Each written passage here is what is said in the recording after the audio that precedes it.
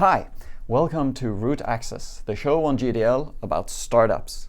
My name is Martin Omander and I work for Google Developer Relations, and today I'm joined by none other than Dawn Dodge, fellow Googler, longtime investor and startup advocate. Today we'll deal with some viewer questions, Dawn. And by the way, thank you all for your comments on YouTube. Keep them coming, we love the feedback. Dawn, we recently ran an episode about how to get funding and launch your startup, where we talked about ownership. And Jacob Williams made a comment on that YouTube video saying that the preferred stock split is to give 1/3 to each of the two co-founders and then another third to investors. And that way no one can dictate to the others or make a coup. Is that how it's usually done? What are you actually seeing out there? What do investors do? Well, I suppose that's one way to do it. But if control is the issue, that's probably not going to work. First of all, as founders, you start owning 100% of the company. So as founders, you might have 2 founders or 3 founders, and you divide up the founding stock in a way that makes sense to you. So maybe one founder gets 40%, and the other 2 founders get 30% each for 100%. So you start that way. Then when you bring in investors, they're going to say, all right, I'll give you $250,000 for 20% of the company, or whatever. You might get $500,000 for 20% of the company. You don't know until you start talking to investors what that valuation is going to be. But over time, you get diluted by taking on additional investment. When a VC investor comes in, they will ask you to set up an employee stock option pool. That's typically 15% of the company, sometimes 10, sometimes 20, but in that range, 10 to 20%. So you set aside 10 or 20% of the company for future employees. So that's going to dilute you down from your initial position of 30% or 40% down further. And dilute, so you mean actually new shares are created? Right. So let's say you start out with the company and there's 1,000 shares, and you give 400 shares to one founder and 300 shares to another founder and 300 shares to the third founder. So that's the 1,000 shares.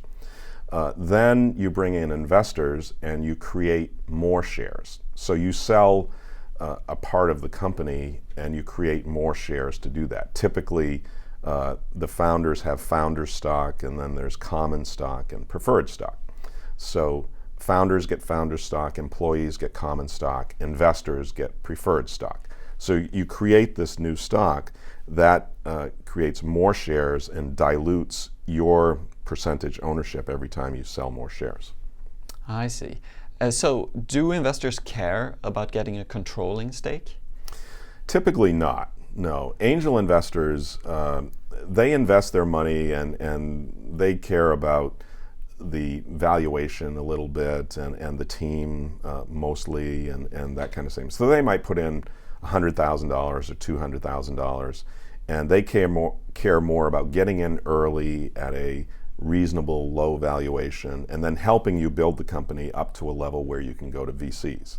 Venture capital investors tend to care more about percentage ownership and not so much control, but percentage ownership. And not for control reasons. They care about it for return on their time, because it takes the same amount of time to make an investment in a company where you control 5% of it as it does to make that same investment where you have 30% of it. So they're going to invest their time and their money where they have the most ownership percentage for the return on their time, not so much because they get control of the company. I see. You mentioned, Dawn, founder stock, preferred stock, common stock. Are those just words that describe stock you give out at different times, or do they actually work different or have different legal implications? Yes, they are very different.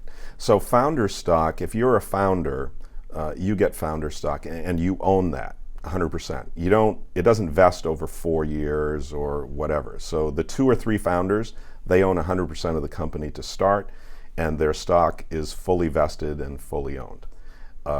Common stock is typically given to employees, and those in the form of employee stock options, which vest over 4 years and has a strike price. So as employees come in, you give them common stock in the form of employee stock options, and it vests over time. Preferred stock is for venture capital investors, and it's called preferred because it has some preferred provisions in the agreement that allows them to get their money out first. So they have preference over common stock or founder stock. They get their money out first in the case of a liquidation or a bad event. They might also have warrants or other types of preferences. So yes, there are 3 different types of stock, and they're very different legally. I see. Thank you very much, Don, for making that clear for us. And thank you all for watching. Please leave your comments and any questions you'd like us to pick up in future episodes in the YouTube comments. We really appreciate your feedback. And finally, I am also a developer, and I love developing on the Google Cloud platform. And as a special offer, we have a $2,000 credit that you as root access viewers can access.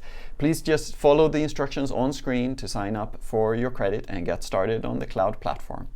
Thank you very much. See you next time.